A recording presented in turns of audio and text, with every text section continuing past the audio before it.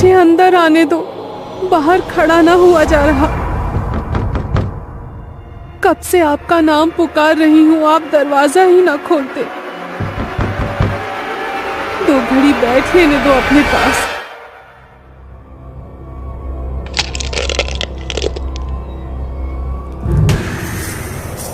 इस कहानी की लेखिका है सोनिया सैनी। 70 के दशक की बात है। उस दशक में गर्मी के मौसम में अक्सर ही घर के मर्द आंगन में बिस्तर लगाया करते थे, लेकिन जैसे ही मौसम करवट लेता, आंगन और छत दिन ढलते ही सुन पड़ जाते। नवंबर का पहला सप्ताह था। हल्की गुलाबी ठंड ने दस्तक दे दी थी। मोहन जिद पर अड़ा था कि वो अभी भी अपना बिस्तर बाहर आंगन में ही लगाएगा। बेटे के दिल की बात वसुंधरा खूब समझती थी। जानती थी रातों को मोहन आज भी पत्नी की याद में आंसू बहाता है। रुक्मणी की याद उसके दिल पर ऐसे बादल बनकर छाई थी कि उसकी मौत के बाद मोहन ने एक बार भी उसके कमरे में पांव नहीं रखा था। कमरे में पत्नी की याद उसे बेचैन ना करे, इसीलिए वो हर रोज आंगन में ही बिस्तर लगाता था। रात्रि का तीसरा पहर रहा होगा। कुंडापुर गांव में अपने दालान में चारपाई बिछाए मोहन गहरी नींद के आगोश में समाया हुआ था। मोहन इतनी गहरी नींद में था कि उसे आसपास होने वाली कोई भी हलचल सुनाई नहीं दे रही थी। नींद में उसे अचानक एहसास हुआ कि जैसे किसी ने उसका नाम लेकर उसे पुकारा है। एकाएक ही उसकी नींद टूटती है और वो घबरा कर उठकर बैठ जाता है। मोहन को बाहर आंगन का दरवाजा पीटने की लगातार आवाज सुनाई दे रही थी। इतनी रात को कौन आ गया जो ऐसे दरवाजा पीट रहा है? अरे माँ की तो बड़ी कच्ची नींद है, जरा सी आहट होने पर उठकर बैठ जाती है। आज इतना शोर होने पर भी माँ दिखाई क्यों नहीं दे रही? मोहन हैरान परेशान होते हुए दरवाजे की ओर कदम बढ़ाता है। तभी उसे पीछे से किसी की आवाज सुनाई देती है। कहाँ जा रहा है इतनी रात को? मोहन ने पीछे मुड़ के देखा तो पाया उसकी माँ वसुंधरा ठीक उसके पीछे खड़ी हुई थी। कब से कोई दरवाजा पीट रहा है, मेरा नाम लेकर भी पुकारा कई बार। दरवाजा खोलने जा रहा हूँ। मेरी तो आज बड़ी गहरी नींद लगी थी। आपको भी आवाज नहीं आई थी क्या? कैसी बात कर रहा है छोरा? कौन इतनी रात को दरवाजा पीटेगा? अरे तुझे वहम हुआ है। मुझे तो दरवाजा पीटने की कोई आवाज नहीं आ रही। सो जा चुप करके।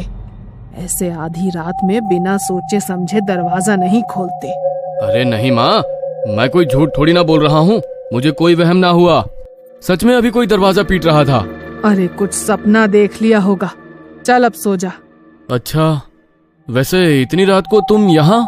मैं भी बाथरूम जाने को उठी थी, तभी देखा तू उठकर दरवाजा खोलने जा रहा है तो तुझे टोक दिया। माँ के कहने पर मोहन चुपचाप जाकर अपनी चारपाई पर लेट जाता है। लेकिन अब जैसे नींद उसकी आंखों से कोसों दूर चली गई थी। वो अभी भी असमंजस में था कि उसने जो महसूस किया वो उसका वहम कैसे हो सकता है। जो आवाज उसने सुनी वो झूठ नहीं हो सकती थी। मोहन चारपाई पर लेटा करवट बदल रहा था। तकरीबन रात के 2 बज गए थे और मोहन एक बार फिर गहरी नींद में चला गया था। अचानक ही उसे किसी के कुएं से पानी खींचने की आवाज सुनाई देने लगी। मोहन ने अपनी कलाई पर बंधी घड़ी की ओर नजर घुमाई। अभी रात के 2:30 बजे थे। चाहे जो मजबूरी हो, गांव में 4 बजे से पहले औरतें कुएं में पानी नहीं खींचती। फिर ऐसी आधी रात को कुएं पर कौन हो सकता है? एक बार फिर मोहन अपनी चारपाई से उठ खड़ा हुआ और धीमे कदमों से आंगन के दरवाजे के पास पहुंचा। कौन है बाहर? मोहन के इतना कहते ही कुएं से रस्सी खींचने की आवाज बंद हो जाती है और उसे किसी औरत के सिसकने की आवाज सुनाई देने लगती है। मुझे अंदर आने दो, बाहर खड़ा ना हुआ जा रहा। कब से आपका नाम पुकार रही हूँ, आप दरवाजा ही ना खोलते। 2 घड़ी बैठ लेने दो अपने पास। किसी औरत की करुणा से भरी आवाज सुनकर मोहन दरवाजा खोल देता है। देखता है कि सामने लाल घूंघट ओढ़े एक स्त्री खड़ी हुई है। मोहन उसे लाकर अपनी चारपाई पर बैठाता है। आप भी मुझे पहचानने में गलती कर गई जी। इतनी जल्दी भूल गए क्या मुझे? मैंने आपको कितना पुकारा लेकिन आप सुनते ही नहीं। रुक्मणी, तू है क्या? घूंघट हटा, दिखा मुझे। ये तू ही है ना? मैं तेरी आवाज पहचानने में धोखा नहीं कर सकता। नहीं, ऐसे नहीं दिखा सकती आपको। थोड़ा इंतजार करना होगा। अच्छा एक बात बताओ, मेरी याद आती है या नहीं? तेरे बिना तो ये घर घर ही नहीं लगता रे। तू क्यों चली गई मुझे छोड़कर? धत, मैं ना मानती। जो मुझे याद करते तो अकेले कैसे रह लेते? बोलो, साबित करोगे अपना प्रेम? हाँ हाँ बता, क्या करना होगा? अमावस्या की रात मैं आऊंगी तुम्हें लेने।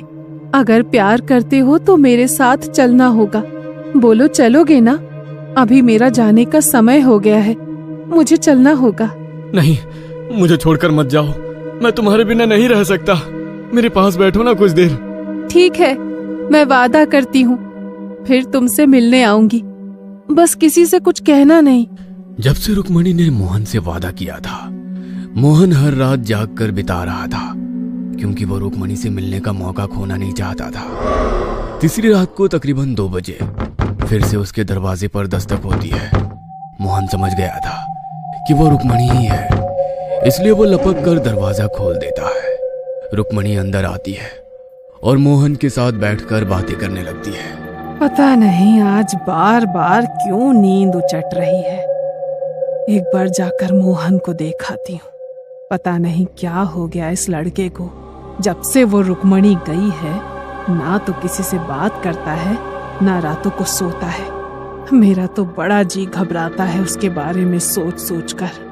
मोहन की माँ बाहर आंगन की तरफ आती है तो देखती है कि मोहन चारपाई पर बैठा हुआ है। चारपाई के थोड़ा और करीब आने पर वसुंधरा देखती है कि दिन भर एक भी शब्द अपने मुंह से ना निकालने वाला मोहन आंगन में लगे खाली झूले की ओर मुंह करके जाने क्या बड़बड़ा रहा है, और झूला भी लगातार हिल रहा है। मोहन, यहाँ अकेले में बैठा क्या बड़बड़ा रहा है बेटा?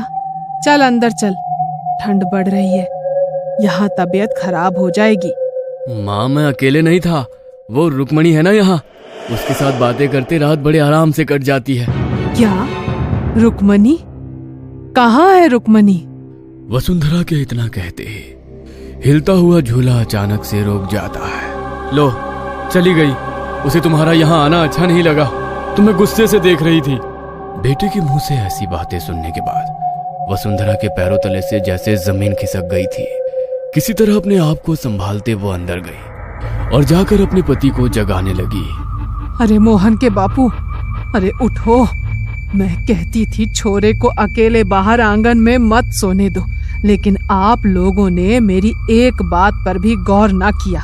अरे कुछ पता भी है क्या चल रहा है आपके छोरे के साथ? अरे भाग्यवान, क्या हो गया? क्यों आधी रात को शोर मचा रही हो?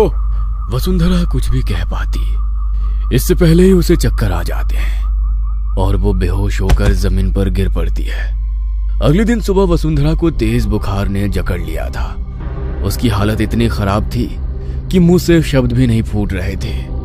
किसी तरह शाम होते होते बुखार कम हुआ तो उसने मोहन को अपने पास बुलवाया। मोहन, आज के बाद तू बाहर आंगन में नहीं सोएगा, और मैंने पहले भी कहा है, तू हनुमान चालीसा का पाठ किया कर बेटा। तू सच सच बता छोरा, क्या सच में तुझे वो रुक्मणी दिखाई देती है? माँ, जीते जी तूने उसे चैन से रहने ना दिया, अब मरने के बाद तो उसे चैन लेने दे। और मैं बता रहा हूँ, अगर मेरे और रुक्मणी के बीच में आप लोग आए ना तो अच्छा ना होगा। वैसे भी बस 1 हफ्ते की बात है, उसके बाद मैं यहाँ नहीं रहने वाला। क्यों? कहाँ जा रहा है? तू बावला तो नहीं हो गया है? जा रहा हूँ अपनी रुक्मणी के साथ। वैसे भी मेरा मन नहीं लगता अब इस घर में, जहाँ वो रहेगी मैं भी वहीं रहूंगा। होश में आ छोरा, लुगाई के गम में बावला हो गया है क्या? कुछ होश है तुझे? क्या कह रहा है? अरे मर चुकी है रुक्मणी, और मरे हुए के साथ मरा नहीं जाता। अब वो तेरी लुगाई नहीं, एक प्रेत है। खबरदार, जो मेरी रुक्मणी के लिए कुछ कहा तो।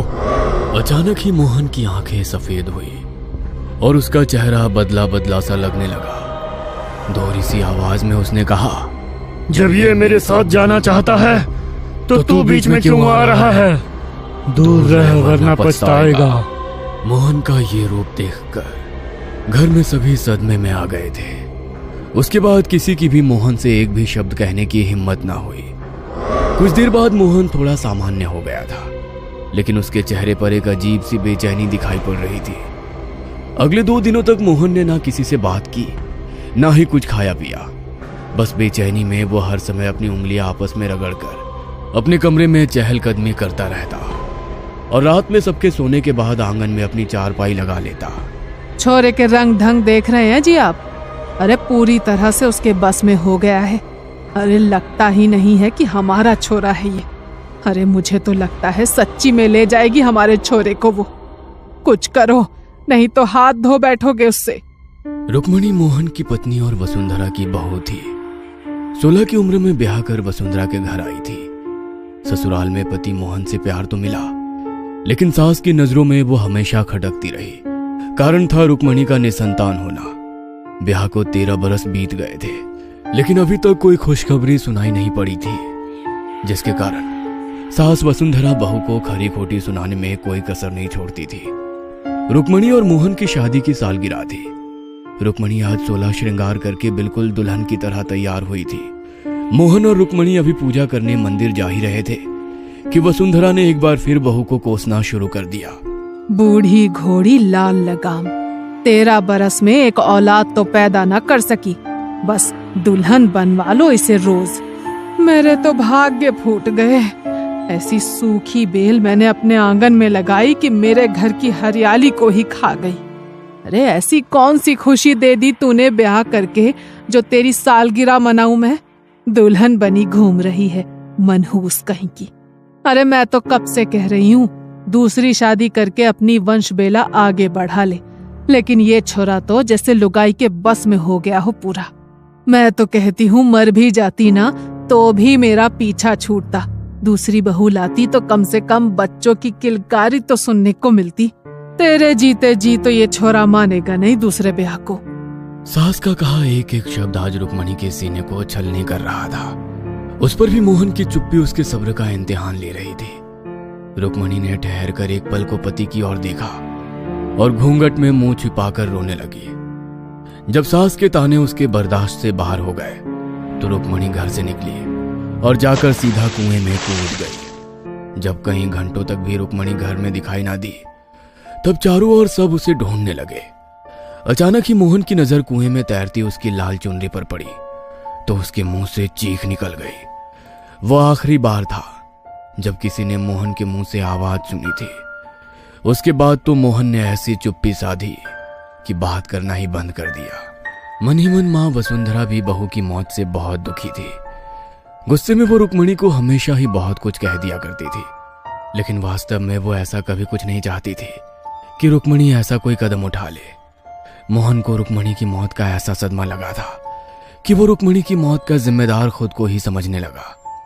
रुक्मणी की मौत के बाद उस कुएं के पास अजीबोगरीब घटनाएं घटने लगी। कभी वहां से किसी के चीखने की आवाज सुनाई देती तो कभी कुएं के पास खून की छींटें दिखाई पड़ती।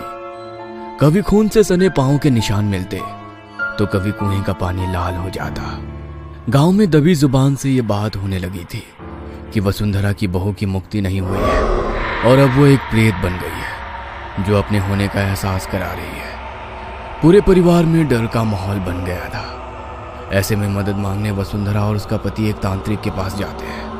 आपकी बहू की असमय मृत्यु हुई है, इसमें कोई संदेह नहीं कि वो एक प्रेत बनकर आपके घर के पास मंडरा रही हो।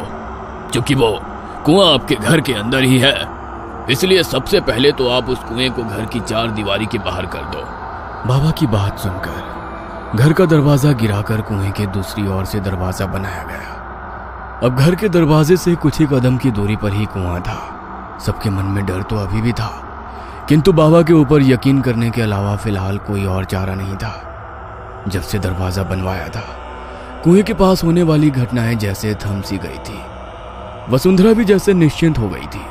अब शायद रुक्मणी की आत्मा उन्हें नहीं सताएगी, लेकिन जिस दिन से उसने अपने बेटे मोहन को रुक्मणी से बातें करते देखा था, उसके रातों की नींद और दिन का चैन गायब हो गए थे।